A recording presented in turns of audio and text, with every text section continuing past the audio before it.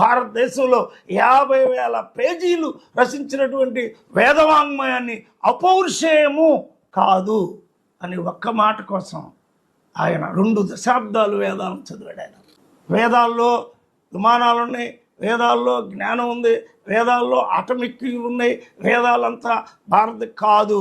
వేదాలకు ముందటి సింధు నాగరికత, మెసపటోమియా నాగరికత ఈక్వల్ అయిన, అంతకుముందు ఆంథ్రోపాలజికల్ స్టేట్, అంతకుముందు మోర్గాన్ చెప్పినటువంటి గణ వ్యవస్థల యొక్క పరిణామం యొక్క మానవ సమాజ పరిణామ క్రమంలో ఒక సోషియాలజీ ఆంథ్రోపాలజిస్ట్గా నేను చెప్తున్నాను. ఈ రెండింటిని మిక్స్ చేసినప్పుడు మూలవాసులే భారతదేశం నుంచి జనించారు. Cultural anthropology and physical anthropology రెండింటిని మనం మిక్స్ చేసి చూస్తే అటుపక్క ఎవరి పుర్రెలైతే బలంగా ఉన్నాయో, ఆ తర్వాత ఎవరి ఇటుకలు చేసిన ఇటుకలైతే బలంగా ఉన్నాయో ఆ నాగరికతనంతా నదీ నాగరికతనంతా సృష్టించిన వాళ్ళు మూలవాసులను కనిపెట్టిన వాడు కూడా డాక్టర్ బిఆర్ అంబేద్కర్.